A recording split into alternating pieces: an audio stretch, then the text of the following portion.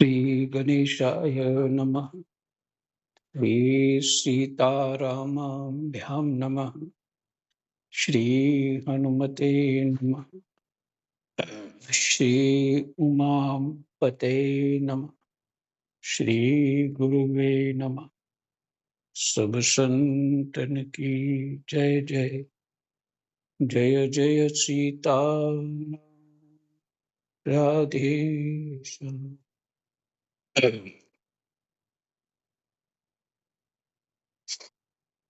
तो सप्तम स्कंध है और 14वां अध्याय है और प्रसंग है इसका गृहस्थ संबंधी सदाचार। यानी गृहस्थ संबंधी आचरण कैसा होना चाहिए। तो 26 श्लोक तक आपने सुन लिया। 14वां अध्याय।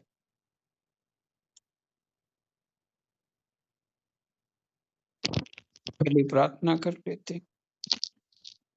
कृष्णाय वासुदेवाय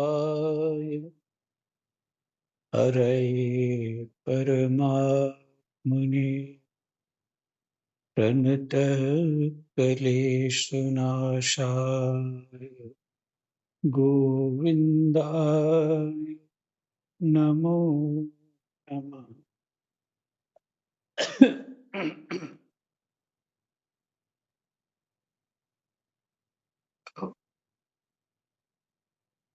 युधिष्ठिर, अब मैं उन स्थानों का वर्णन करता हूं जो धर्म आदि श्रेय की प्राप्ति कराने वाले हैं।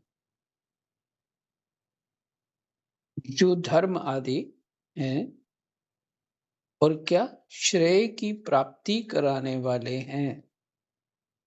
अब मैं उन स्थानों का वर्णन करता हूं।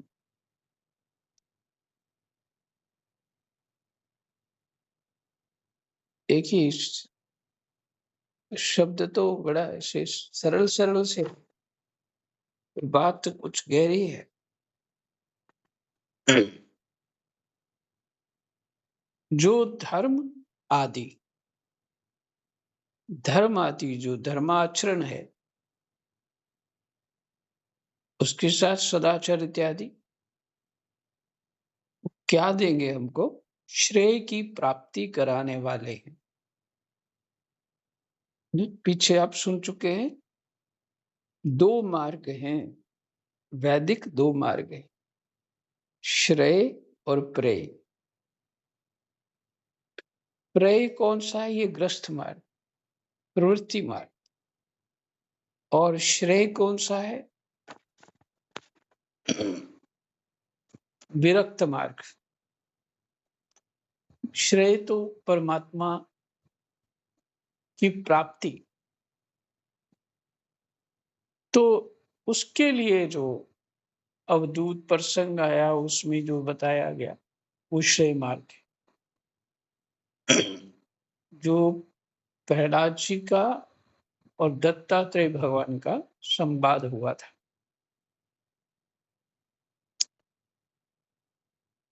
वो श्रेय मार्ग है। उसकी प्राप्ति कराने वाले हैं कौन? धर्म आदि। धर्म के आदि जो पीछे सब तरह का जो आपको वर्णन सुनाया, इसी 14वें अध्याय में वो सब आदि हो गया। यानी और भी जो और बताया गया। तो इससे फल क्या है? प्रेय से श्रेय को प्राप्त हो जाएंगे।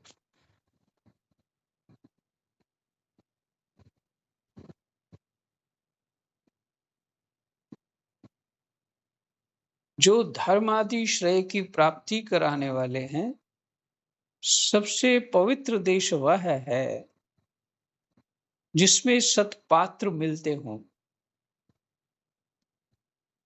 सत्पात्र मिलते हैं, बड़े सज्जन लोग हों, सदाचारी हों और उसमें सदाचार में सब कुछ आ जाता है, सत्य इत्यादि सब कुछ आ जाता है। सज्जन लोग हों, सदाचारी हों, ये सत्पात्र हैं। जिनमें ये सारा चर और अचर जगत स्थित है, उन भगवान की प्रतिमा जिस देश में हो, जहाँ तप, विद्या एवं दया आदि गुणों से युक्त ब्राह्मणों के परिवार निवास करते हों तथा जहाँ-जहाँ भगवान की पूजा होती और पुराणों में प्रसिद्ध गंगा आदि नदियां हों, वे सभी स्थान पर कल्याणकारी।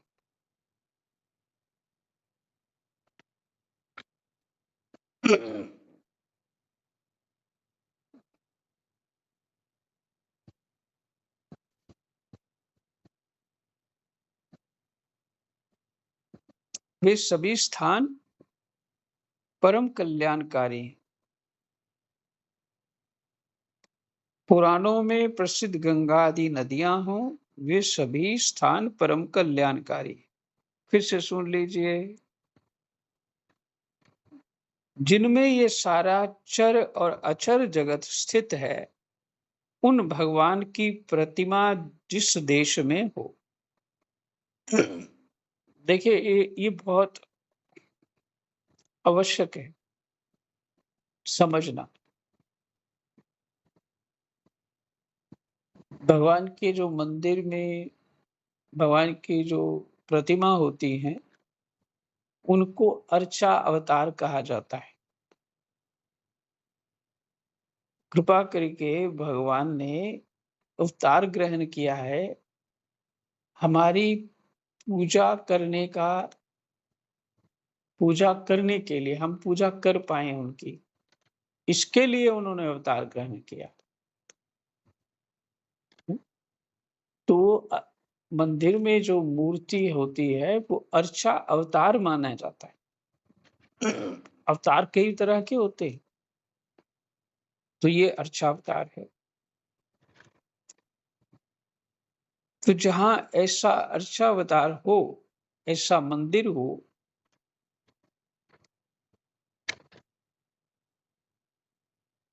उन भगवान की प्रतिमा जिस देश में हो और जहां तप, विद्या एवं दया आदि गुणों से युक्त ब्राह्मणों के परिवार निवास करते हों तथा जहां-जहां भगवान की पूजा होती हो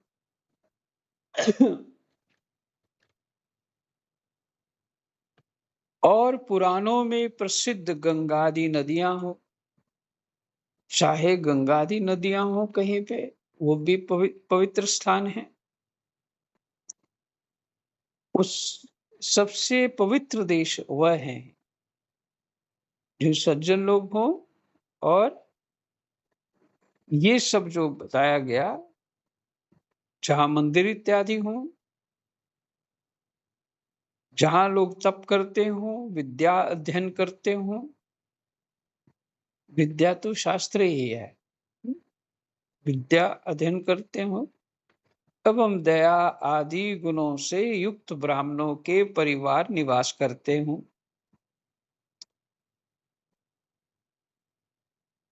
तथा जहां-जहां भगवान की पूजा होती हो और पुराणों में प्रसिद्ध गंगा आदि नदियां हों।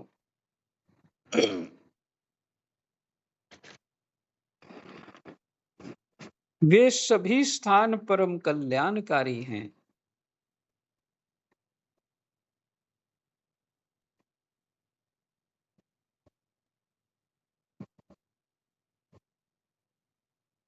जो ऊपर फिर से वही लाइन, पहली लाइन फिर से सुनाता हूं, उसे पूरा समझ में आएगा।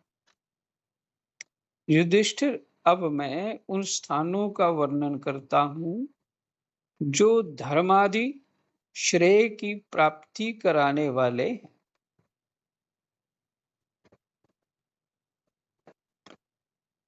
धर्मादि जहाँ धर्म भी होता है और श्रेय की प्राप्ति कराने वाले।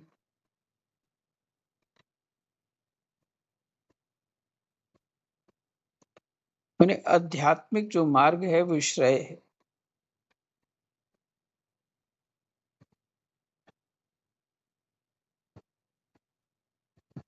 तो बताया ये स्थान है, सबके नाम आपने जो भी सुने। फिर कहते हैं 30वें श्लोक में, पुष्कर आदि सरोवर सिद्ध पुरुषों के द्वारा सेवित क्षेत्र कुरुक्षेत्र, गया, प्रयाग, पुलह आश्रम। पुलह आश्रम कहाँ हुआ? शालग्राम क्षेत्र, नेपाल से ऊपर जो है शालग्राम क्षेत्र, यही समझ में आया मेरे को। पुलहाश्रम शालग्राम क्षेत्र, तो शालग्राम क्षेत्र वही है, दामोदर कुंड है, और वहीं में वो गर्म पानी है, वहां से ये शालग्राम जो है प्रकट होते रहते हैं। वो गर्म पानी से खोलते रहते हैं, उसमें वो लोग वहीं पे निकालते। और पूरी वहां नदी है जो वहां भी बह रहे, वो उस नदी में भी मिल जाते। वो क्षेत्र ही शालग्राम क्षेत्र है। नैमिष्यारण्य, फागुन क्षेत्र,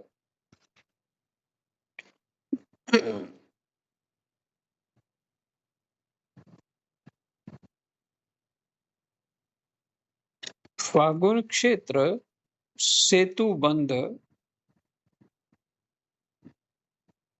नैमिष्य अरण्य तो हो गया है, तो आप जानते हो तीर्थ है। फागुन क्षेत्र ये बुद्धि में अभी नहीं आ रहा कौन सी जगह है। सेतुबंध ये रामेश्वरम हो गया। प्रभास क्षेत्र, वो जगह प्रभास क्षेत्र,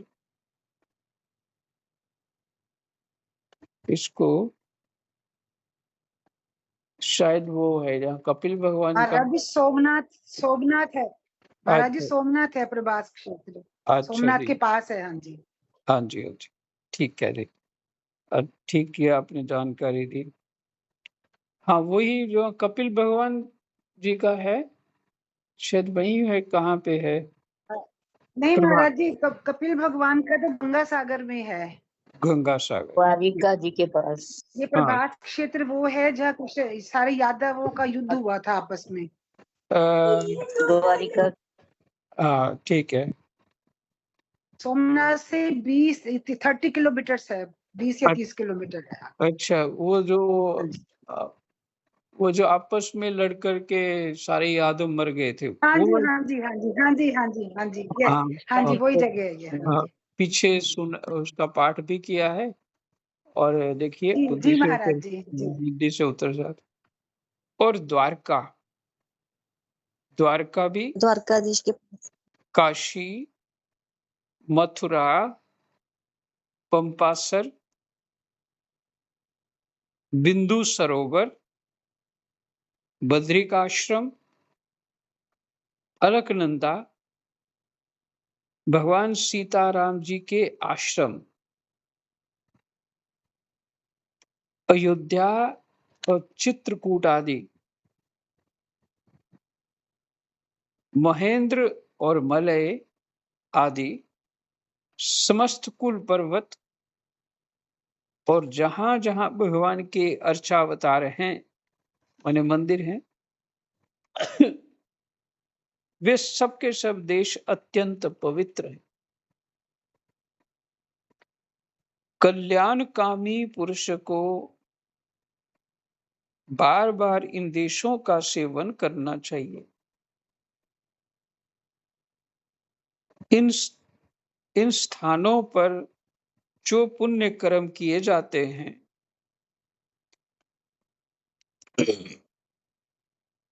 मनुष्य को उनका 1000 गुना फल मिलता है।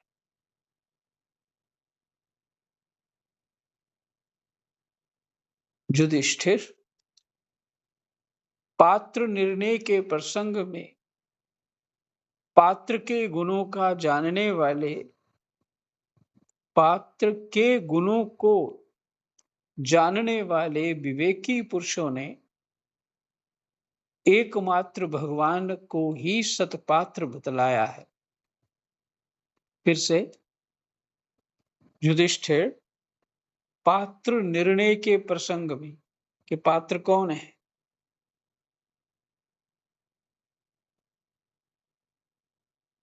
पात्र निर्णय के प्रसंग में पात्र के गुणों को जानने वाले विवेकी पुरुषों ने एकमात्र भगवान को ही सतपात्र बतलाया है। भगवान ही सतपात्र है। यह चराचर जगत उन्हीं का स्वरूप है।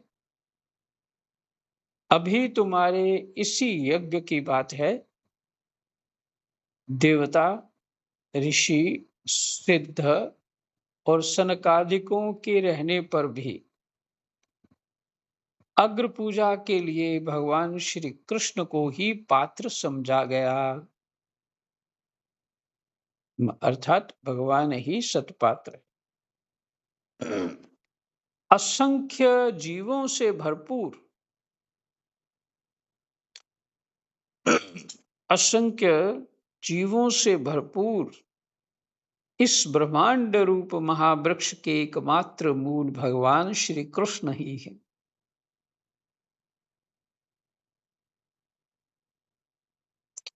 इसलिए उनकी पूजा से समस्त जीवों की आत्मा तृप्त हो जाती है। इसलिए उनकी पूजा से समस्त जीवों की आत्मा तृप्त हो जाती है।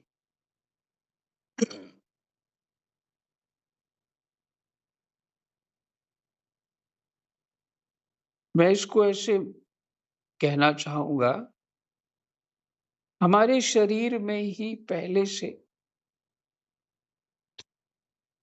अंश, ब्रह्मांड का अंश है हमारे शरीर में। मेरे सभी देवी देवता को निवास है यहाँ पे, और सभी जो भूत प्रेत पिशाच राक्षस आदि का भी निवास है। इसलिए माल्यवान कहते हैं रामायण में, जहां सुमति तहां संपत्ति नाना, जहां कुमति तहां विपद निदाना। जहां सुमति होती है वहां नाना प्रकार की संपत्तियां होती हैं, और जहां कुमति वहां विपद निदाना। तो कुमति और सुमति ही ये प्रकट करती है, ये समझा देती है कि हमारे भीतर ही आसुरी शक्तियां भी हैं और दैवीय शक्तियां भी हैं। और जिनको अपना कल्याण करना है उनको दैवीय शक्तियों को संपन्न करना है। अपना जीवन का सदाचार ऐसा हो, हमारे भीतर की दैवीय संपत्ति शक्तियां जो हैं वो प्रबल हो जाए और आसुरी शक्तियां जो है विराम हो, माने दब जाए। इसलिए अपनी सत्पात्रता बढ़ानी है।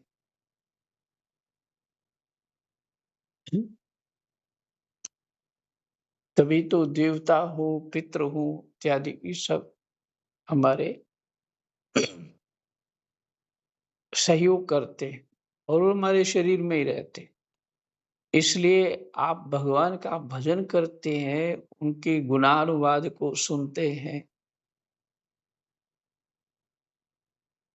तो क्या होता है? सुनते हैं, सुनाते हैं, पढ़ते हैं या पढ़ाते हैं, क्या होता है? आपके भीतर की जो दैवीय शक्तियाँ हैं, वो बल पकड़ती हैं। इसलिए आप सभी बड़े सावधानी से सुनते ही हैं। आपको अच्छा लगता है ना, इसलिए सुनते हैं। कभी मिस नहीं करते, आज महाराज जी 2 दिन छुट्टी कर लेते, ऐसा कोई नहीं बोलने वाला। कि हृदय को प्रसन्नता होती है, चित्त खिल जाता है। हमारी जो दैवीय शक्तियां हैं, उनको बल मिलता है। इसलिए पितृ भी यहीं पे हैं, सभी देवी देवता भी यही हैं। और भगवान का गुणानुवाद जो आसुरी शक्तियां भीतर, वो भी सुन के शांत हो जाती। तो इसलिए ये सुनना है। ये मैं क्यों बोल रहा हूं ये सब?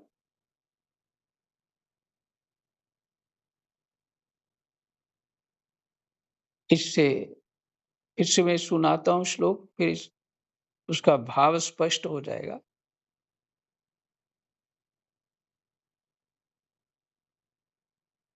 उनकी पूजा से समस्त जीवों की आत्मा तृप्त हो जाती है। इस वाक्यों को लेकर के मैं सुना रहा था। भगवान की पूजा क्या है? भगवान का भजन करना ही पूजा है। पूजा तो एक तंत्र हो गया ना, जो मंदिर में पूजा करते, अपने छोटे से मंदिर में पूजा करते। एक पूजा वो तंत्र है, वो है ही पूजा। लेकिन भगवान का गुणानुवाद सुनना, सुनाना, उसका चिंतन करना, ये भी भगवान की पूजा है।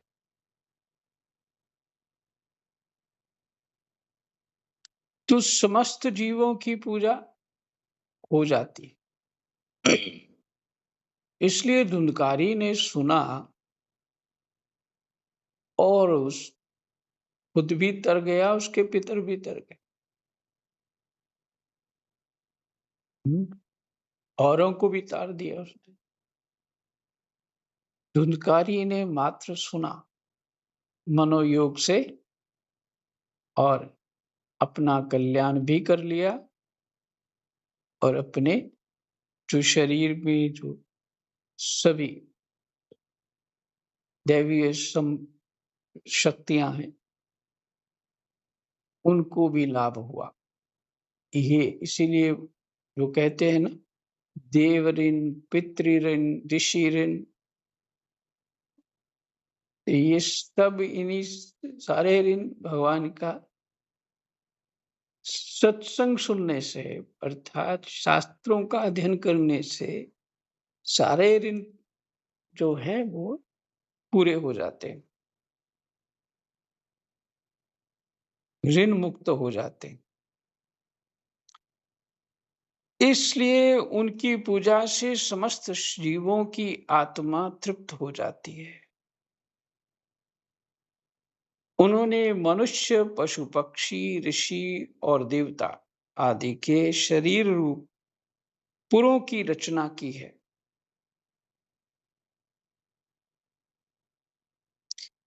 भगवान ने ही, उन्होंने मनुष्य, पशु, पक्षी, ऋषि और देवता आदि के शरीर रूप पुरों की रचना की।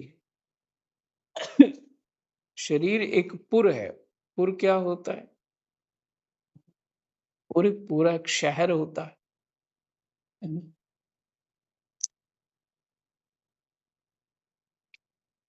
बड़े सारे, जैसे पहले हस्तिनापुर शब्द था, ये भारत की राजधानी थी।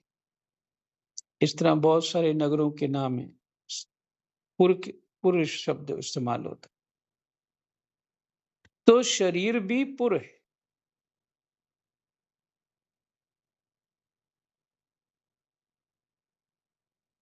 तथा वे ही इन पुरों में जीव रूप से शयन भी करते हैं।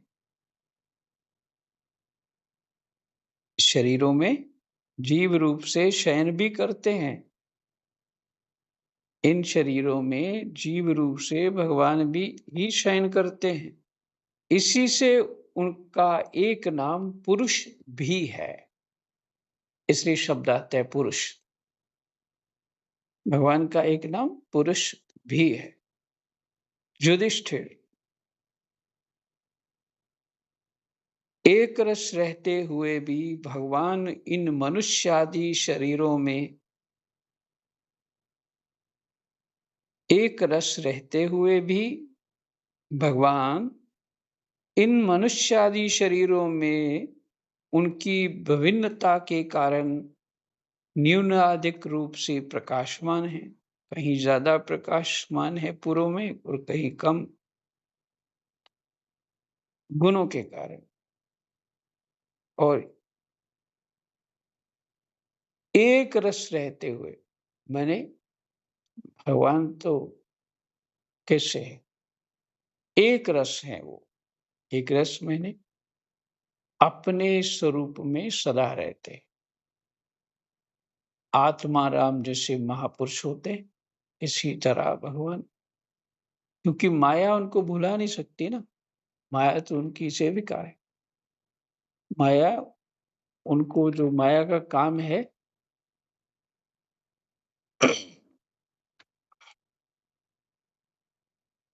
हनुमान जी कहते हैं, तब माया वश फिरे भुलाना, तब माया वश फिरे भुलाना, ताते नहीं निज प्रभु पहचाना। कुछ ऐसा है। मैं आपकी माया से भटक रहा हूं, इसलिए प्रभु आपको पहचान नहीं सका। जीव का ये स्वरूप है, माने वो भूल जाता है, वह माया भटका देती है। पर जिसकी वो दासी है उसको थोड़ी भटका पाएगी। इसलिए भगवान एक रस है।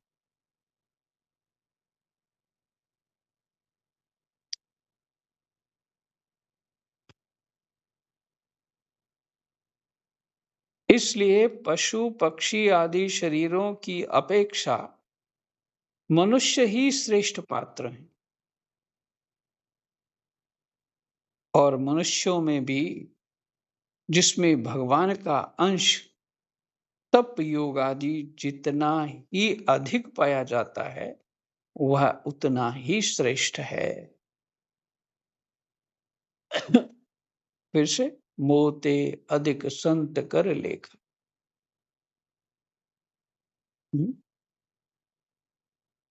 किसके कारण? भगवान का अंश क्या है? तप योग आदि जितना ही अधिक पाया जाता है उतना ही श्रेष्ठ है। युधिष्ठिर, त्रेता आदि युगों में जब विद्वानों ने देखा कि मनुष्य परस्पर एक दूसरे का अपमान आदि करते हैं, तब उन लोगों ने उपासना की सिद्धि के लिए भगवान की प्रतिमा की प्रतिष्ठा की।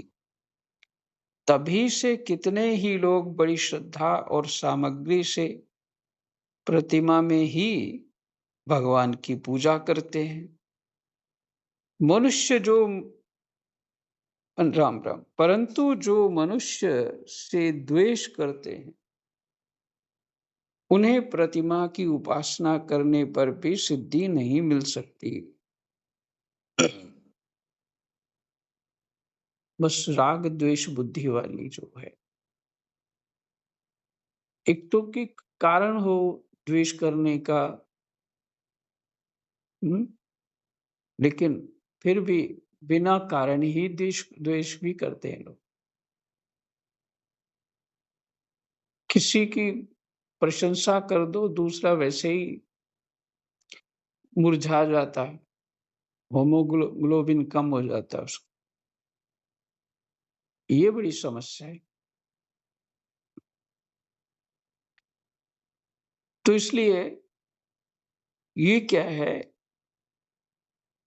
ये राग द्वेष आदि जो के कारण द्वेष बुद्धि होती है, वो बहुत ही हमारे साधन को बिगाड़ देती।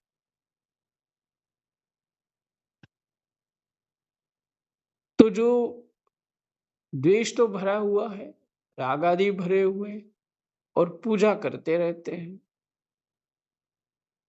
इसलिए उनको जो पूजा तो रोज करते हैं, सब तप भी कर रहे हैं, लेकिन सिद्धि क्यों नहीं हो रही? माने जो चाहते हैं वो क्यों नहीं हो रहा?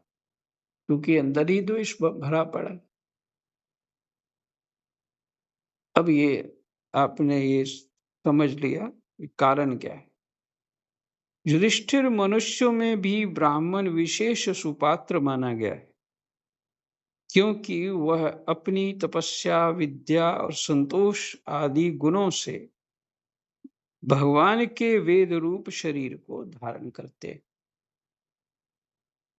वेद रूप शरीर माने शास्त्रों का जो ज्ञान है उसको धारण करते हैं। और तुम्हारी तो बात ही क्या है, ये जो सर्वात्मा भगवान श्री कृष्ण हैं, इनके भी इष्ट देव ब्राह्मण ही हैं, क्योंकि उनके चरणों की धूल से तीनों लोग पवित्र होते रहते हैं। क्योंकि उनके चरणों की धूल से तीनों लोग पवित्र होते रहते हैं। ये अंतिम वाली जो 2-3 अंतिम श्लोक कह लीजिए, बहुत विस्तार करने योग्य है, पर नहीं, इतना ही सुन लीजिए, फिर आगे किसी पाठ में ये फिर से प्रसंग आ जाए। जय जय सीताराम, राधे श्याम, कृष्णाय वासुदेवाय, हरे परमात्मने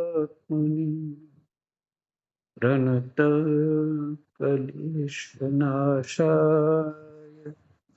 गोविन्दाय नमो नमः। गोविन्दाय नमो नमः। जय जय श्री